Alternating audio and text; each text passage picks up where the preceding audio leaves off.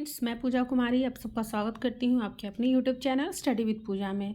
दोस्तों, आप लोगों में से बहुत सारे कैंडिडेट ने LIC डबल AO का फॉर्म फिल किया होगा। बहुत सारे स्टूडेंट ने नहीं भी किया है, बट जिसने भी किया है बहुत अच्छा अपॉर्चुनिटी है। आप अपने सपने को पूरा कर सकते हैं। आपने प्रीवियस बहुत सारे एग्ज़ाम भी दिए होंगे, बहुत सारा फेलियर भी हाथ में लगा होगा, बट उस फेलियर को भूल करके आगे बढ़ने में ही फ़ायदा है।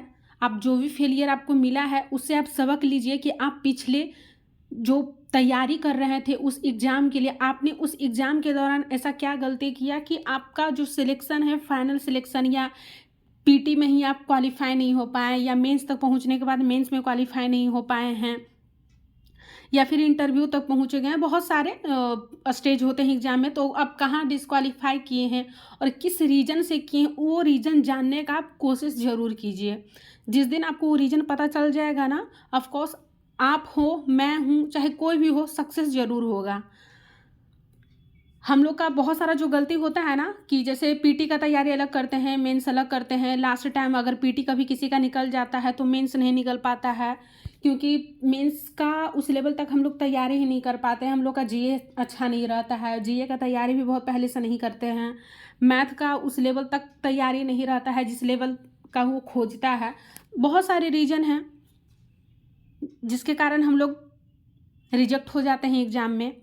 और मैं आज आप लोग के लिए एक रूटीन लाई हूँ। वैसे तो ये मेरा पर्सनल रूटीन है, मैं इसको 10 दिन फॉलो करने वाली हूँ। 10 डेज मतलब कल 30 जनवरी है, 30 जनवरी से 9 फरवरी तक टोटल 10 to 11 डेज है। 10 डेज मैं मान के चली हूँ, लेकिन मान लीजिए बहुत सारे स्टूडेंट 30 को वीडियो देखेंगे, 31, 1, 2 मतलब कभी भी देख सकते हैं। तो उसके लिए मैं एक दिन एक्स्ट्रा ले ली हूँ 9 फरवरी तक, ताकि 11 दिन है 9 फरवरी को, तो मैं 10 दिन मान करके वीडियो ले रही हूँ। और मैं 10 दिन का रूटीन बना रही हूँ कि बड़ा रूटीन बनाने से बेटर होता है ना कि आप शॉर्ट टारगेट लीजिए, उस छोटे से टारगेट को पूरा कीजिए। क्योंकि बड़ा टारगेट एक बार में पहुंचना वहां तक इम्पॉसिबल तो नहीं है, लेकिन बहुत मुश्किल होता है। इसलिए आप छोटा छोटा टारगेट लीजिए कि मैं वहां तक पहुंच पाऊँ। जब आप छोटा छोटा टारगेट लोगे ना और पहुंच जाओगे, तो आपको ना अंदर से वो खुशी होगी कि हाँ, मैं वो कंप्लीट कर पा रही हूँ अपना टारगेट। और अगर आप बड़ा टारगेट ले लेते हैं, पूरा नहीं कर पाते हैं, तो आप डिमोटिवेट हो जाते हैं और हम लोग का जो पढ़ाई का लेवल रहता है ना, वो अपने आप डाउन हो जाता है। तो ऐसा नहीं करना है। छोटा छोटा टारगेट लीजिए और उस टारगेट को पूरा करने का पूरा कोशिश कीजिए। मान लीजिए 2 दिन किए, दोनों दिन आपका मान लीजिए 100% नहीं हो रहा है, बट 30% तो हो रहा है, 40% हो रहा है। उस टारगेट को धीरे धीरे धीरे धीरे 2 से 4 दिनों में आप इम्प्रूव करके 100% तक ज़रूर ले जाइए। देखिए, ज़्यादा समय नहीं लगाइएगा, क्योंकि एग्ज़ाम का आप ज़्यादा दिन बचा नहीं है। मैक्सिमम टू मैक्सिमम 18 डेज बचा हुआ है। आपको इसी 18 डेज में सब कुछ का तैयारी करना है, चाहे वो GA हो, रीजनिंग हो, इंग्लिश हो, मैथ हो। हर एक चीज़ को आपको इक्वल वेटेज देना पड़ेगा। देखिए, जैसे कि मैं अपने लिए जो रूटीन बनाई हूँ 10 डेज का, मैं बता देती हूँ। कल 30 जनवरी स्टार्ट हो रहा है, तो 30 जन को मैं क्या कर रही हूँ ना कि मैथ हो गया, रीजनिंग है ये, English, current affairs, CA means current affair, insurance awareness, ये PT टेस्ट है जो LIC डबल AO का है, और मेंस टेस्ट है। देखिए दोस्तों, मैं मेंस टेस्ट इसलिए लिखी हूँ ना कि अभी समय है 17 से 18 दिन, तो मैं कोशिश करूँ ना तो मैं 2 से 3 टेस्ट मेंस का लगा सकती हूँ। और आप अपने अकॉर्डिंग अपना रूटीन सेट कर सकते हैं कि आपको क्या मेंस लगाना है कि नहीं लगाना है। बट मैं सबको यही सजेशन दूंगी कि मिनिमम अगर आप लोग मिड में भी हैं, मतलब जैसे कि आप PT के करीब हैं, बहुत लोग का है कि PT निकलता भी होगा, मेंस में नहीं निकल रहा है, तो आप ना कम से कम 2 टेस्ट मेंस का जरूर दे दीजिए एग्जाम के पहले तक। एग्जाम के पहले तक मतलब कि 10 से 11 फरवरी के पहले तक आप 2 टेस्ट मेंस का दे दीजिए। 10 के बाद मेंस का टेस्ट नहीं दीजिएगा। वो 17 से शायद एग्जाम स्टार्ट है, 17 या 20 है, तो अगर वो 2 दिन एग्जाम हो जाता है उसके बाद आप मेंस का टेस्ट लगाइएगा। लेकिन आप 11 फरवरी के पहले तक ना कोशिश कीजिए कि 2 आप अपने अब इफ़िशियंसी के अकॉर्डिंग आप 2 3 4 जो भी आपको लगाने का मूड हो वो कीजिए, बट ज़्यादा मेंस पे भी अभी नहीं करना है। मेंस टेस्ट देने से बेटर है कि आप पीटी पे जितना ज़्यादा प्रैक्टिस कर सकते हैं, क्योंकि पीटी में आपको स्पीड खोजेगा, अच्छा खासा स्पीड खोजेगा।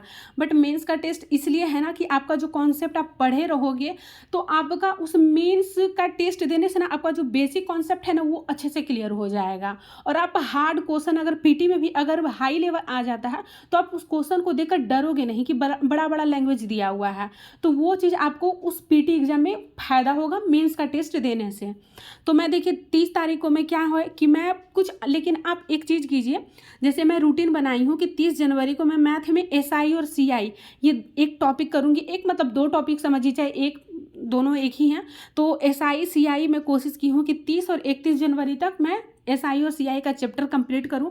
आपको जहां से वीडियो देखना है, जो भी देखना है, जैसे भी है, आप अपना बेसिक चैप्टर कम से कम कंप्लीट कीजिए। इसलिए क्योंकि देखिए इसमें इंग्लिश का मार्क्स जुट नहीं रहा है और आपको मैथ और रीजनिंग में ही नंबर हाई लाना होगा कट ऑफ क्लियर करने के लिए। तो ऑफकोर्स आपको अरिथमेटिक भी अच्छे से आना होगा, तभी आपका क्लियर हो पाएगा। क्योंकि ऐसा नहीं है कि आप डीआई सिर्फ कर लेते हैं और बाकी जो स्पीड बूस्टर जैसे हो गया, आप सिंप्लीफिकेशन, क्वाड्रेटिक, नंबर सीरीज, तो बहुत सारा क्वेश्चन ऐसा होता है ना कि आप कि जैसे कुछ क्वेश्चन है तो मुझे कुछ क्वेश्चन आता भी है, हो सकता है 1 2 क्वेश्चन आप स्किप भी कर सकते हो नहीं आने की वजह से, चाहे कुछ कैलकुलेशन मिस्टेक हो रहा है। तो इसलिए ना अरिथमेटिक का ज़्यादा नहीं तो कम से कम 6 से 7 चैप्टर ना जरूर पढ़ के जाइए और उससे 100% क्वेश्चन आता ही आता है।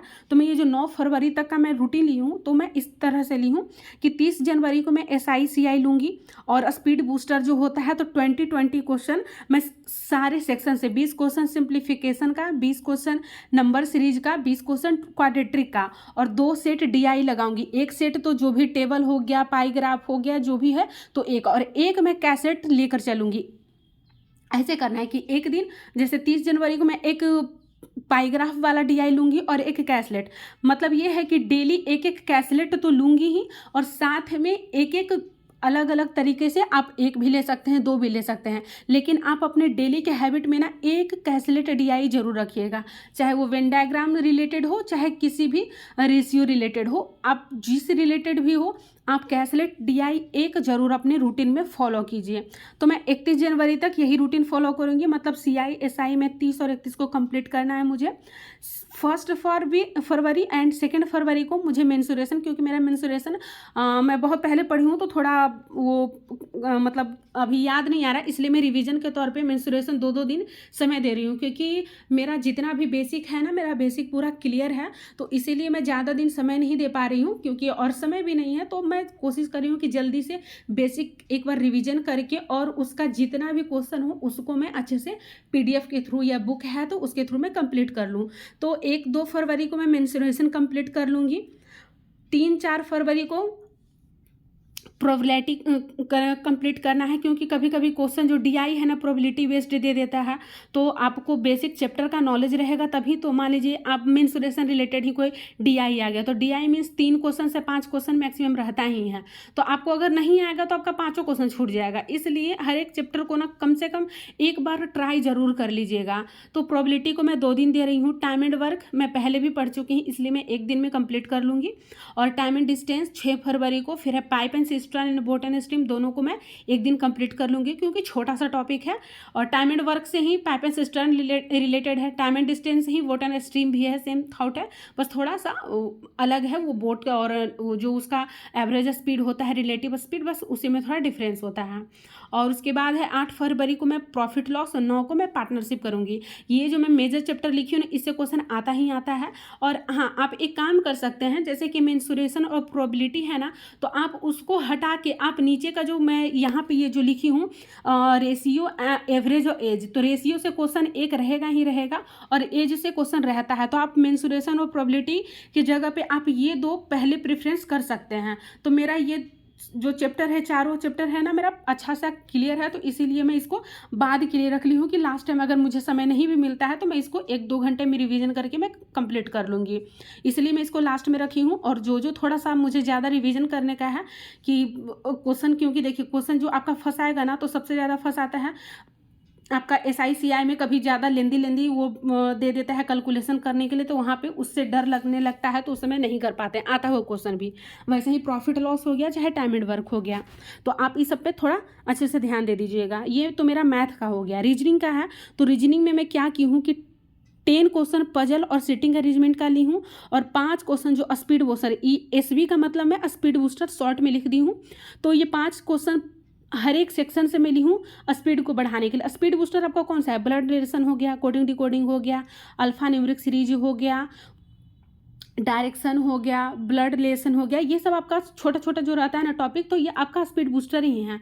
तो आप पाँच क्वेश्चन हर एक सेक्शन से आप लीजिए, और 10 क्वेश्चन ये पजल का और सिटिंग अरेंजमेंट का लीजिए, और PT लेवल का लीजिए। तो मैं क्या की हूँ, 30 जनवरी और 31 जनवरी को मैं ये PT लेवल ही करूँगी, और 1 फरवरी को मैं क्या करूँगी, 1 फरवरी से लेकर के 9 फरवरी तक मेरा जो है सेम रूल फॉलो होगा कि 5 PT का टेस्ट PT वाला फॉलो करूँगी, तो जिसमें 5 जो PT लेवल रहेगा, 5 पजल और 5 सीटिंग अरेंजमेंट। 5 मतलब 5 पजल, 5 ही में पजल भी रहेगा, चाहे 3 पजल लूँ, 2 सीटिंग अरेंजमेंट लूँ, और 2 रहेगा मेंस लेवल का, 1 seating arrangement 1 puzzle mains level का रहेगा। अब बाकी सेक्शन से मैं क्या करूँगी, जैसे 5 क्वेश्चन मैं प्रत्येक सेक्शन से ली हूँ ना, कि ब्लड रिलेशन हो गया, कोडिंग डिकोडिंग, तो वैसे ही मैं एक दिन गैप करके एक एक टॉपिक लूँगी। जैसे कोडिंग डिकोडिंग एक दिन मैं PT का तो करूँगी, ये सारा जो है ना 5 क्वेश्चन स्पीड बूस्टर वाला डेली करना है, और उसके साथ ही एक एक टॉपिक में लूँगी। कि कोडिंग डिकोडिंग का आज कोडिंग डिकोडिंग थोड़ा देख ली, 1 फरवरी को, 2 फरवरी को अगर मेरा ब्लड रिलेशन बनाने का मन किया तो वो बना ली हूँ। वो अपने कैपेसिटी के अनुसार, अपनी इच्छा के अनुसार आप घटा बढ़ा सकते हैं, आपको जो करने का मन हो। लेकिन आप कम से कम एक पजल और सिटिंग अरेंजमेंट मेंस लेवल का ज़रूर बनाइए, क्योंकि आपका एक तो स्पीड बढ़ेगा, उस पर से आपका सोचने का जो नज़रिया है ना वो चेंज होगा, आप ज़्यादा देर अच्छे से सोच सकते हैं और अच्छे से बना सकते हैं। इसलिए एक एक मेंस लेवल ज़रूर लीजिए, कम से कम 10 तारीख तक ना PT मेंस ज़रूर फॉलो कीजिए। उसके बाद इंग्लिश है, तो देखिए इंग्लिश में आपको नंबर तो नहीं जुटेगा, लेकिन हाँ इंग्लिश ऐसा सेक्शन है और 10 नंबर आपको लाना ही लाना है जनरल कैटेगरी के लिए। तो बहुत सारे स्टूडेंट का 10 नंबर भी नहीं आ पाता है, ये रियल है। 10 नंबर भी लाना बहुत मुश्किल है, तो उसके लिए देखिए आप इसको ना ओवर कॉन्फिडेंट में मत लीजिएगा कि अरे 10 नंबर ही है मैं तो ले आऊँगी। तो ये चीज़ मत सोचिएगा कि नहीं भी पढ़ूंगी तो 10 नंबर आ जाएगा, क्योंकि आप नहीं जानते हैं एग्जामिनर का कि कौन सा सेक्शन हार्ड कर दिया, क्या पूछ दिया। सो आइडिया तो है कि यही पूछेगा, बट लेवल कैसा बढ़ा देगा घटा देगा कोई नहीं जानता। इसलिए तो आपको ना कम से कम रिवीजन जरूर करते रहना चाहिए। आप डेली कुछ कीजिए चाहे नहीं कीजिए, तो एक एडिटोरियल का लेक्चर डेली देख लीजिए। और दूसरा मैं क्या कह रही हूँ कि मेंस के लिए आपको डिस्क्रिप्टिव लिखना है और 10 नंबर आपको उसमें भी लाना ही लाना है, तो उसके लिए अभी से ही तैयारी कीजिए। इसलिए ना कि देखिए बहुत सारे स्टूडेंट मेंस के बाद शुरू करेंगे सब कुछ तो नहीं हो पाएगा। इसीलिए जो मेंस के बाद जो तैयारी होता है ना वो बहुत हेक्टिक हो जाता है। इस वजह से हम लोग का जो माइंड होता है ना बहुत प्रेशराइज हो जाता है, और जो ज़्यादा अच्छे से जो पढ़ने रहता है ना वो भी हम लोग जो पढ़ते हैं वो भी जल्दी जल्दी भूल जाते हैं। इसलिए अभी से ही कोशिश कीजिए कि वो लोग आप लोग जो भी है ना पढ़ें और रिदम बेस्ड पढ़ते जाएं, ताकि आप लोग को बाद में कोई प्रॉब्लम नहीं हो। और अगर अभी से ही ये रूल फॉलो करेंगे ना तो मान लीजिए LIC AAO जैसा भी एग्ज़ाम जाता है, जो भी एग्ज़ाम जाता है, लेकिन आपका आने वाले जो भी एग्ज़ाम है आगे वो एग्ज़ाम आपका 100% सही जाएगा तो जाएगा, ये चीज़ का मैं गारंटी देती हूँ। तो मैं इंग्लिश के लिए क्या कह रही हूँ कि इंग्लिश में एडिटोरियल तो डेली देखूंगी, उसमें जो वोकैब रहता है उसको नोट कीजिए चाहे नहीं कीजिए, उसका स्क्रीनशॉट लीजिए और एक बार कम से कम दिन में एक बार ज़रूर सोने से पहले ही देख लीजिए। उसके बाद जो आप एडिटोरियल पढ़ते हैं ना तो उसमें एक काम कीजिए, वो आपका डिस्क्रिप्टिव के लिए तैयार होगा। तो उस एडिटोरियल को आप जो पढ़ते हैं और उस एडिटोरियल से आपका जो भी माइंड में थाउट आता है, जो भी आप एडिटोरियल पढ़ के आपको जो भी समझ में आया है, उसको एक कॉपी लीजिए और उसको शाम हो रात हो किसी समय भी जब भी आप देखें या देखते के साथ ही आपको लिखने का मन हो, तो जो भी दिमाग में आपका वो थॉट बन रहा है कि हाँ ये एडिटोरियल क्या कहना चाह रहा है, उसका पॉजिटिव पॉइंट, निगेटिव पॉइंट, उसका कंक्लूजन अपने 2 लाइन ही लिखिए, बट ज़रूर लिखिए। ये 2 लाइन लिखते लिखते अगर ये हैबिट आपका 10 दिन 12 दिन रह गया ना तो वो 2 लाइन आपका 200 लाइन में कन्वर्ट हो जाएगा और वो इतना फ़ायदा करेगा। आपका एक ग्रामर तो सही होगा, दूसरा वोकैब भी सही होगा, तीसरा आपका RC सही होगा, होगा, और चौथा आपका सोचने का क्षमता बहुत बढ़ जाएगा। और आप जो भी वो चीज़ सोचने लगेंगे, लिखने लगेंगे ना, तो चाहे वो पीटी हो, मेंस हो, कोई भी एग्ज़ाम हो, कैसा भी लेवल का एग्ज़ाम हो, आपका आरसी या क्लोज टेस्ट पढ़ने की वजह से तो नहीं छूटेगा, या मतलब समझने की वजह से नहीं छूटेगा। मतलब बहुत सारे लोग का रहता है ना कि आरसी समझ में ही नहीं आता है तो क्वेश्चन नहीं कर पाते हैं, क्लोज टेस्ट समझ में नहीं आता है तो नहीं कर पाते हैं, या जिसको समझ में भी आता है तो उसको इतना टाइम लगता है समझने में कि उस वजह से बहुत सारा क्वेश्चन उनका छूट जाता है। तो ये सब चीज़ में ना ये बहुत फ़ायदा करेगा। तो इसके लिए क्या करना है ना कि आप एडिटोरियल डेली देखिए, डेली आप उसको अपने लैंग्वेज में ही लिखिए, जैसे लिखने आ रहा है लिखिए, बट हाँ कोशिश कीजिए इंग्लिश में लिखने का, हिंदी में नहीं लिखने का। अगर आपको प्रॉब्लम हो रहा है तो एक काम कीजिए कि हिंदी में जैसे कुछ भी सोच रहे हैं तो सोचिए जैसे सोचना हो, बट उसको ट्रांसलेट करने का कोशिश कीजिए। आपका भले ट्रांसलेशन ग्रामर खराब हो, बट वो धीरे धीरे सीखते सीखते प्रैक्टिस करते करते एक दिन ऐसा आएगा कि आप उस चीज़ में मास्टर हो जाएंगे, आपका ग्रामर सही हो जाएगा, वोकैब हर चीज़ सही हो जाएगा। तो आप 2 लाइन लिखिए चाहे 200 लाइन लिखिए, लिखिए जरूर लिखिए, बहुत फ़ायदा करेगा। और उसके लिखने के लिए ना, अब ग्रामर का बात रहा तो ग्रामर के लिए देखिए मैं बनाई हूँ कि जैसे मैं 1 फरवरी से स्टार्ट करूँगी कि एक दिन नाउन लूँगी, तो नाउन में जितना भी रूल वगैरह रहता है उसको थोड़ा रिवाइज कर लूँ, प्रोनाउन में जो रूल रहता है वो रिवाइज कर लूँ। क्योंकि देखिए हम लोग को 10 नंबर लाना है, 10 नंबर ज़्यादा हार्ड भी नहीं है, भारी नहीं है लाना, तो हम उसको आसान भी नहीं कर सकते हैं। न्यूट्रल लेके चलना है कि हाँ मुझे लाना है तो लाना है, उस 10 नंबर के लिए मुझे इतना अच्छे से पढ़ाई करना है कि मैं 10 नंबर तो ज़रूर लेके आऊँ। तो उसके लिए नाउन एक दिन में रिविज़न करूँगी, प्रोनाउन, एडजेक्टिव, एडवर्ब। 6 फरवरी को मेरा टेंस का टारगेट है, वॉइस हो गया, कंजंक्शन हो गया, प्रीपोजिशन हो गया, और 2 चैप्टर और बचेगा, सिंटैक्स और आर्टिकल, तो वो मैं 9 फरवरी की बात कर लूँगी। तो ये थोड़ा थोड़ा आप लोग रिवीजन जरूर कीजिएगा ग्रामर का, और इस ग्रामर का रिवीजन करने से आपको एडिटोरियल का जो नोट्स लिखिएगा ना उसमें आपको काम आएगा कि हाँ कहाँ कौन सा रूल फॉलो होना चाहिए, और एडिटोरियल लिखिएगा तो इस रूल को आप वहाँ पे फॉलो भी कर सकते हैं। तो इसलिए आप एक अगर थोड़ा सा भी समय मिलता है ना, तो आप ज़्यादा नहीं तो इस इंग्लिश सेक्शन के लिए डेली का कम से कम आधा घंटा तो जरूर देना पड़ेगा आपको, एक एडिटोरियल के लिए, और दूसरा नाउन प्रोनाउन जो भी चैप्टर वाइज रिवीजन है ग्रामर का उसको जरूर एक बार रीड कर लीजिएगा। तो 30 मिनट समय आपको देना ही पड़ेगा, और यही पढ़ा हुआ आप इसको इग्नोर नहीं कीजिए, क्योंकि आप अभी पढ़िएगा ना तो ये एग्ज़ाम में आपका काम आए चाहे नहीं आए, आपका नेक्स्ट एग्जाम में ज़रूर काम आएगा।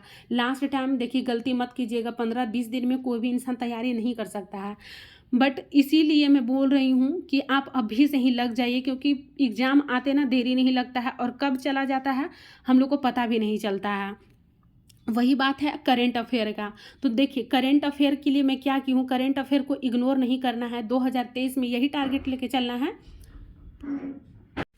कि सबको साथ साथ लेके चलना है। तो मैं क्या की हूँ कि डेली का जो करंट अफेयर है मैं डेली पढ़ूंगी, और उसके साथ मैं दिसंबर का पीडीएफ पहले कंप्लीट करूंगी। तो डेली का करंट अफेयर दिसंबर का, 31 जनवरी भी दिसंबर का पीडीएफ में पढ़ूंगी, 1 फरवरी 2 फरवरी मतलब 4 दिन दिसंबर का पीडीएफ प्लस में डेली का करंट अफेयर। फिर उसके बाद 3 फरवरी को डेली का जो चलेगा वो तो डेली चलता ही रहेगा। 3 फरवरी को फिर मैं नवंबर का रिवीजन करूँगी जो भी पीडीएफ है, और ये 7 फरवरी तक मैं इसको कंटिन्यू करूँगी नवंबर पीडीएफ। वैसे ही मैं 8 फरवरी से अक्टूबर का पीडीएफ लूँगी। तो ये धीरे धीरे अभी से ही कीजिएगा ना, तो आगे वाले एग्जाम में मतलब जैसे कि LIC जिसका अगर पीटी हो भी जाता है तो फिर उस एग्जाम में काम आ जाएगा। क्योंकि लास्ट टाइम आप क्या क्या रिविजन कीजिएगा, इंश्योरेंस कीजिएगा, current affair, English, math, reasoning last time में नहीं हो सकता है। वैसे ही मैं इंश्योरेंस अवेयरनेस के लिए क्या की हूँ, इंश्योरेंस अवेयरनेस में की हूँ कि एक अभिजीत मिश्रा सर हैं, वो अभी बैंकिंग वाला पे पढ़ा रहे हैं, तो उस पर ना इंश्योरेंस अवेयरनेस का वो लेक्चर ले रहे हैं और बहुत अच्छे से ले रहे हैं। आप लोग उनका वीडियो जरूर देखिएगा, और आप अपने अकॉर्डिंग आपको जिस टीचर का भी देखना हो आप अपने अकॉर्डिंग देख लीजिए। मैं अपना रूटीन बता रही हूँ कि मैं कैसे कर रही हूँ। तो मैं उनका अभिजीत मिश्रा सर का मैं वीडियो देख रही हूँ इंश्योरेंस अवेयरनेस का, और एक PDF है IC1, IC2, IC14 और IC38। मुझे समय मिलता है तो मैं उसको भी 20 मिनट डेली निकालने का कोशिश करूंगी उसके लिए कि मैं वो PDF को पढ़ पाऊँ। तो इसीलिए मैं एक PDF को, IC1 PDF को मैं टोटल 5 to 6 डेज दे रही हूँ। तो देखिए मैं जो 30 जनवरी को स्टार्ट करूँगी, मैं 5 फरवरी को इसको कंप्लीट करने का कोशिश करूँगी, और उसके बाद फिर जो अभिजीत मिश्रा सर का तो मैं देखूँगी। उसके बाद IC2 PDF में 5 फरवरी को स्टार्ट करूँगी और वो 9 फरवरी तक उसको कंटिन्यू करूँगी। उसके बाद देखूँगी कि उसके बाद फिर मैं सोच रही हूँ कि उसके बाद ही मैं देखूँगी कि रूटीन क्या करना है नहीं करना है। तो ये मैं 9 तारीख को सोच करके बनाई हूँ। 9 तारीख तक मुझे ये फॉलो करना है।